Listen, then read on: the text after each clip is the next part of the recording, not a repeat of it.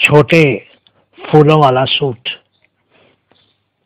बुआ ने एक ऐसा संदेश भेजा था कि दिल की सभी तारें हिल गई थी। वो मोह में भीगा हुआ और थोड़े से शिकवे के साथ भेजा हुआ संदेश था। उसको पढ़कर उसकी आंखें अकस्मात ही गीली हो गई थी।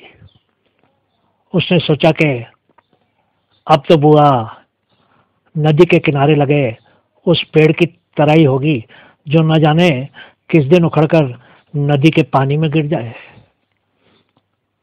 कई वर्ष पहले जब वो गांव छोड़कर इतनी दूर नहीं आया था, बुआ बूढ़ी होती जा रही थी और फिर अब तो उसकी सांसों के खजाने में से कितना सारा धन समाप्त हो चुका होगा। बुआ ने संदेश लाने वाले के हाथ से कहलवाया था, मेरे बच्चे को कहना एक बार आकर मिल जाए। अब तो बस चलने की ही तैयारी है। नदी किनारे का पेड़ उखड़ने ही वाला है। अपने साथ अपनी पत्नी को भी जरूर लेकर आए। मूल से सूद ज्यादा प्यारा होता है। जब भी मैं बीते दिनों को याद करता था, बुआ मुझे हमेशा ही याद आती थी।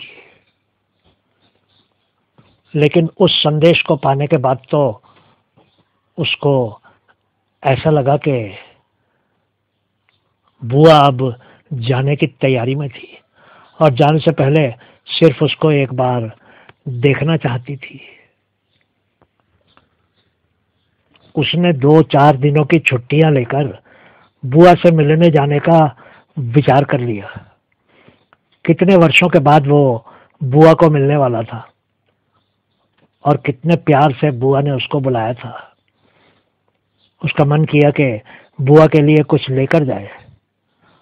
उसके निस्वार्थ प्यार का कोई छोटा सा पुरस्कार, बुआ के प्रति अपने आदर की तुच्छ सी निशानी। वो कई दिनों तक सोचता रहा। आखिर उसने गांव के पुराने रिवाज अनुसार बहुत सी दुकानों पर घूमने के बाद एक दुकान से बहुत ही सुंदर छोटे छोटे फूलों वाला एक सूट खरीद लिया अपनी बुआ के लिए। बुआ का संदेश आने और गांव वापस जाने वाले दिन के बीच जितने भी दिन बीते थे, उन सभी दिनों में वो बुआ की बातों को बार बार याद करता रहा था। कई बार तो वो अपनी बुआ की बातें अपनी पत्नी और अपने बच्चों को भी सुनाता रहा था। उसको तब बहुत अच्छा लगता था जब उसकी सफेद बालों वाली बुआ उसकी सफेद बालों वाली माँ को बहुत ही प्यार से भाभी या भाभो कहती थी। बुआ कभी भी उसकी माँ का नाम लेकर नहीं बुलाती थी। भाभी भाभी कहते बुआ का मुंह थकता ही नहीं था। जवाब में उसकी माँ बुआ को बीबी कहती थी। पूरे घर में दिन भर भाभी भाभी बीबी बीबी ही सुनाई देता था। बुआ जब भी मायके में आती थी तो कभी भी मेहमानों की तरह बैठी नहीं रहती थी। काम में उलझी हुई वो माँ के बहुत से छोटे बड़े काम कर देती थी और कई बिगड़े हुए काम भी संवार देती थी।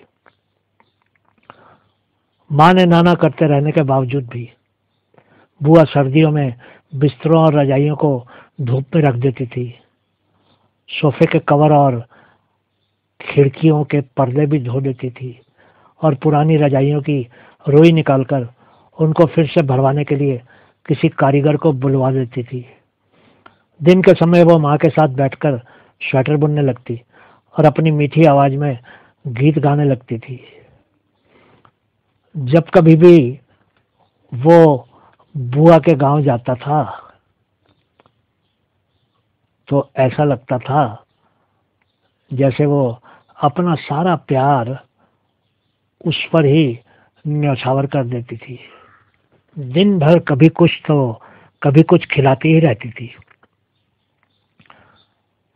मुरादाबादी थाली में सजाकर घी से लबालब पराठे खाने को देती थी। साथ में एक बड़े से कटोरे में दही भी रख देती थी। कटोरा तो क्या, एक छोटा सा पतीला ही होता था। थाली में पराठों के साथ एक जगह काफी सारा मक्खन होता था। वो पराठे खाकर उठने ही वाला होता था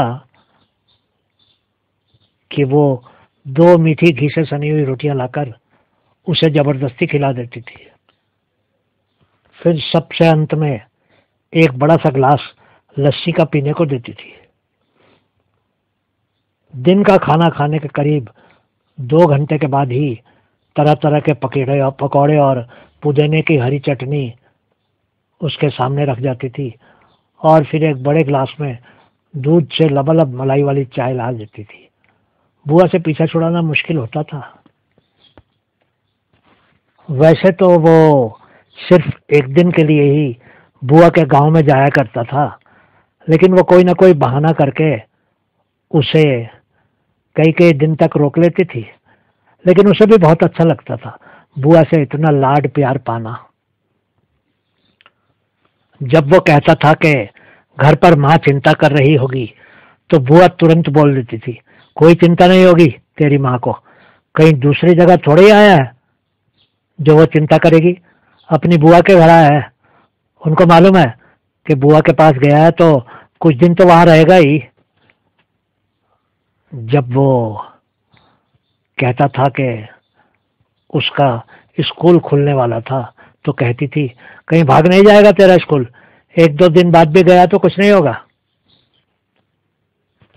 जब से वो नौकरी करने लगा था, बहुत से रिश्तेदार एक एक करके उससे दूर होते चले गए थे।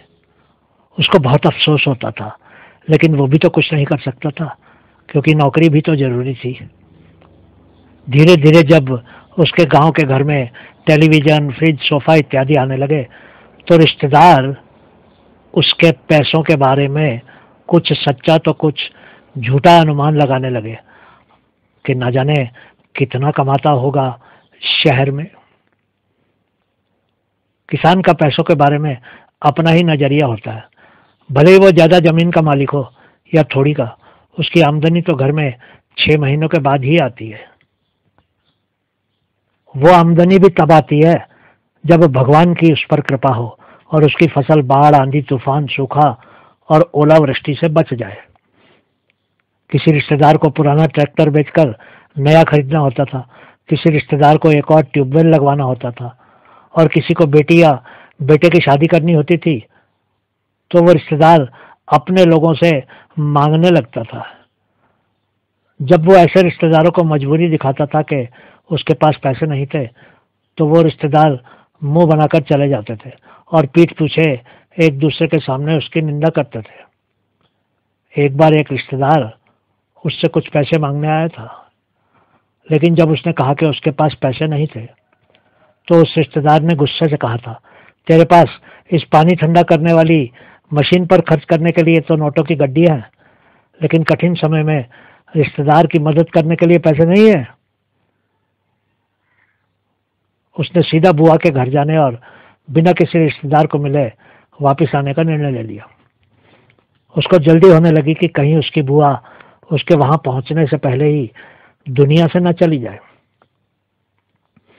उसको लगा जैसे कि उसकी बुआ खटिया पर पड़ी थी और आंखें खोलने की कोशिश करते हुए पूछ रही थी, आया नहीं मेरा भतीजा, मेरा बच्चा। बचपन से ही वो उसे परिवार के और रिश्तेदार के सभी बच्चों से ज्यादा प्यार करती थी। लेकिन भगवान का शुक्र के जब वो बुआ के घर पहुंचा, तो वो आंगन में एक पेड़ के नीचे बैठी सूत काट रही थी। उसको देखते ही बुआ को लगा जैसे उसको कुछ खोया हुआ मिल गया था। वो जोर जोर से आवाजें लगाकर अपनी बहू और अपने पोते पोतियों को बुलवाने लगी। धीरे धीरे परिवार के सभी लोग इकट्ठे हो गए। उस दिन बुआ का बेटा किसी काम से उसकी ससुराल गया हुआ था। वो बुआ के चरण स्पर्श करके उनके पास ही उस पेड़ के नीचे बैठ गया। बुआ उसके बच्चे को सीने से लगाती थकी नहीं रही थी और खूब दुआएं दे रही थी। उस दिन मौसम बहुत अच्छा था, न ज्यादा गर्मी और न ही ठंड। उसको पेड़ के नीचे बैठकर बहुत आनंद का अनुभव हो रहा था। बुआ ने अपने खेतों के बीच ही एक बंगले के जैसा बड़ा सा घर बनवा लिया था। हर सुविधा उपलब्ध थी उस बड़े घर में और आधुनिक चीजों से सजा हुआ था वो घर। घर के चारों तरफ एक ऊंची चारदीवारी थी और उस पर तरह तरह की लताएं झूल रही थी और फूल मुस्कुरा रहे थे। आंगन में ही एक ट्यूबवेल और पानी खींचने वाली मोटर भी लगे हुए थे। आंगन के एक कोने में एक नया ट्रैक्टर भी खड़ा था। घर के चारों तरफ दूर दूर तक बुआ के लहलहाते खेत ही खेत थे। उसके बच्चे कुछ देर के बाद ही बुआ के बच्चों के साथ खेतों में खेलने चले गए। वो अपने बच्चों को इस तरह स्वतंत्र और खुश देखकर फूला नहीं समा रहा था। बुआ के बेटे के बच्चे उसके बच्चों को खेत में से बालियों में से गेहूं के दाने निकाल निकाल कर खाने को दे रहे थे।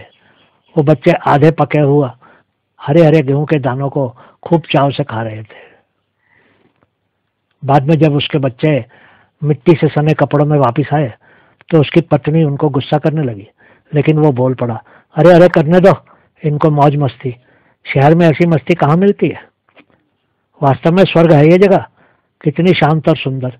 दिल करता है कि अब एक दो हफ्ते यहीं रह जाए। बच्चों को मजा करने दो और इनकी पढ़ाई की चिंता बिल्कुल ही छोड़ दो। बुआ ने अपनी बहू को तरह तरह के खाने पकाने का आदेश पहले ही दे दिया था। बुआ खुद ताजा सरसों का साग पकाने में व्यस्त थी। वो कुछ ही देर पहले वो ताजा सरसों का साग अपने खेतों से ही तोड़कर लाई थी। खाने के बाद वो बुआ के साथ बैठकर बातें करने लगा। उसकी पत्नी उसको खुश देखकर बहुत खुश थी। वो भी अपने दफ्तर की फाइलें भूलकर बहुत संतुष्ट दिख रहा था। बुआ की बहू तो उनकी सेवा करते करते थकी नहीं रही थी। बुआ के चेहरे पर खुशी इसलिए थी कि उसका भतीजा उसका एक संदेश पाते ही दौड़ा चला आया था, सब कुछ छोड़कर। नहीं तो आजकल के जमाने में किसको किससे मिलने का समय होता है। तभी बुआ ने कहा, वो हमारे खेतों के पास वाली जमीन बिक रही है। आजकल भाव बहुत बढ़ रहे हैं, पर हमको वो जमीन बहुत सस्ते में ही मिल रही है। मेरा बेटा इसी सिलसिले में पैसों का इंतजाम करने गया है। कुछ पैसों का वो इंतजाम कर लेगा और कुछ हम दूसरी जमीन बेचकर उठा लेंगे। कुछ पैसे इधर उधर से भी मिल जाएंगे, पर अगर कुछ पैसे कम हो गए तो तू दे देना अपने भाई को। हम ये जमीन किसी भी हाल में हाथ से नहीं जाने देना चाहते हैं। तेरे पैसे तुझको जल्दी ही वापस मिल जाएंगे। बुआ को पैसे देने की बात सुनकर वो एकदम ही घबरा गया और इधर उधर देखने लगा। उसको देखते ही ऐसा लग रहा था जैसे वो ना तो हाँ कहने की स्थिति में था और ना ही ना कहने की। वो अपनी बुआ को सीधे सीधे इनकार भी तो नहीं कर सकता था, उसकी हिम्मत ही नहीं हो रही थी। शाम की चाय पीने के बाद वो अंदर कमरे में गया जहां उसकी पत्नी और बच्चे आराम कर रहे थे। उसने तुरंत ही अपनी पत्नी से कहा, बच्चों को जल्दी से तैयार कर लो, हम लोग रात की बस से ही वापस जा रहे हैं। जब ये बात बुआ को मालूम चली तो वो दौड़ी उनके कमरे में आई और बोली, आज कैसे चले जाओगे? आज ही तो आए हो, अब 2-3 दिन तो रहना ही पड़ेगा। तेरा भाई भी कल सुबह अपनी ससुराल से वापस आ जाएगा, उससे मिले बिना तू वापस कैसे जा सकता है? आराम करो, मैं रात का खाना बनाने जा रही हूँ। वो बुआ को रोकते हुए बोला, नहीं नहीं बुआ, नौकरी में इतनी छुट्टी कहाँ मिलती है। बड़ी मुश्किल से ही आज एक दिन की छुट्टी मिली थी, कभी फिर आऊंगा लंबी छुट्टी लेकर। बुआ जिद करती रही लेकिन वो नहीं माना। बुआ बेचारी उदास चेहरा लेकर बाहर चली गई। बुआ के जाने के बाद उसकी पत्नी कपड़े इत्यादि सूटकेस में रखने लगी कि तभी उसकी नजर उन छोटे छोटे फूलों वाले सूट पर पड़ी जो उसके पति ने उसकी बुआ के लिए खरीदा था। सुनिए, ये जो सूट आप बुआ के लिए खरीद कर लाए हैं, ये तो उनको दे दीजिए। उसकी पत्नी ने हाथ में वो सूट थामे कहा। वो तुरंत ही बोल पड़ा, नहीं नहीं, इसको वापस सूटकेस में ही रख दे।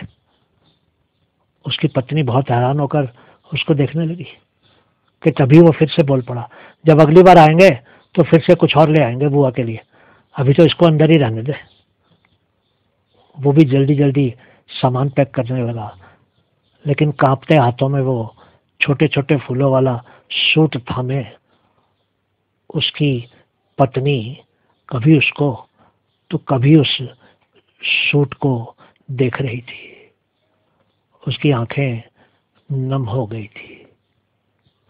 बहुत बहुत शुक्रिया। रिश्ते का नाम।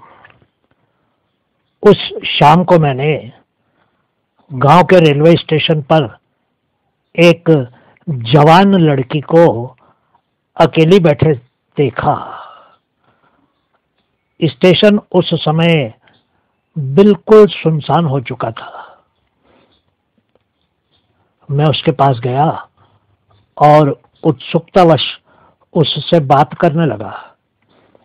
उसने मुझे बताया कि वो हमारे गांव में मास्टरनी नियुक्त हुई थी और ये उस गांव में नई नौकरी थी, लेकिन उसको स्कूल अगली सुबह पहुंचना था। उसने कहा, मैं रात यहीं स्टेशन पर गुजार लूंगी और फिर सुबह यहीं से ड्यूटी पर चली जाऊंगी। मैं उसी गांव में मास्टर की नौकरी करता था। मैंने उस लड़की को वहां कुछ समय पहले हुई एक दो घटनाओं के बारे में बताया। मैंने उसको कहा, इस तरह आपका यहाँ रात भर ठहरना ठीक नहीं है। आप मेरे साथ चलो, मैं किसी के घर में आपके रात भर ठहरने का प्रबंध कर देता हूँ।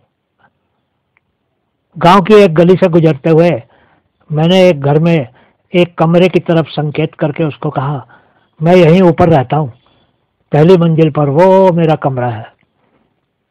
उसने अपनी अटैची नीचे रख दी और बोली, थोड़ी देर तक आपके कमरे में ही आराम कर लेते हैं, मैं हाथ मुंह धोकर कपड़े बदल लूंगी। हमने आगे और कोई बात नहीं की और मैं उसको लेकर अपने कमरे में आ गया। कमरे में कदम रखने के बाद उसने कहा, क्या यहाँ आपके साथ कोई और भी रहता है? जी नहीं, मैं अकेला ही रहता हूँ। लेकिन यहाँ तो 2 बिस्तर लगे हुए हैं। उसने मेरे कमरे में 2 बिस्तरों की तरफ संकेत करके कहा। कभी कभी मेरी माँ यहाँ आ जाती है, मैंने कहा। उसने गुसलखाने में जाकर हाथ मुंह धो लिए और अपने कपड़े बदल लिए। तब तक मैंने जल्दी से 2 कप चाय तैयार कर ली। आपके यहाँ रसोई भी है? यहाँ कहाँ कोई रेस्टोरेंट है, गांव है, ये शहर से बहुत दूर। तब तो रोटी भी मैं यहीं खाऊंगी। बात करते करते रात बहुत हो गई और वो माँ के बिस्तर पर ही आराम करने के लिए लेट गई। मैं अपने बिस्तर पर सोने की बहुत कोशिश करने लगा, लेकिन मुझे नींद ही नहीं आ रही थी। मैं बार बार मुड़कर उसके पलंग की तरफ देख रहा था। मैं बहुत ही हैरान था। मेरे अंदर का मर्द जाग गया था, लेकिन वो जवान मास्टरनी मस्त सो रही थी। मैं सीढ़ियां चढ़कर ऊपर छत पर टहलने के लिए चला गया। कुछ ही देर के बाद वो भी छत पर आ गई और मेरे साथ साथ ही चुपचाप टहलने लगी। मैंने उसको कहा, आप जाकर सो जाइए, आपको सुबह अपनी ड्यूटी पर हाजिरी देनी है। आप सोए नहीं? मैं काफी देर सोया रहा था, मैंने कहा। झूठ, आप सोए नहीं थे। मेरे पास अब कोई जवाब नहीं था। तभी वो ठीक मेरे सामने आकर खड़ी हो गई और बोली, अगर मैं आपकी छोटी बहन होती तो शायद आप इस तरह जागकर यहाँ टहल नहीं रहे होते। नहीं नहीं, ऐसी कोई बात नहीं है। ये कहने के साथ ही मैंने उसके सर पर बड़े भाई का हाथ रख दिया और फिर हम दोनों नीचे कमरे में आ गए। मैं बिना किसी भय या शंका के गहरी नींद में सो गया।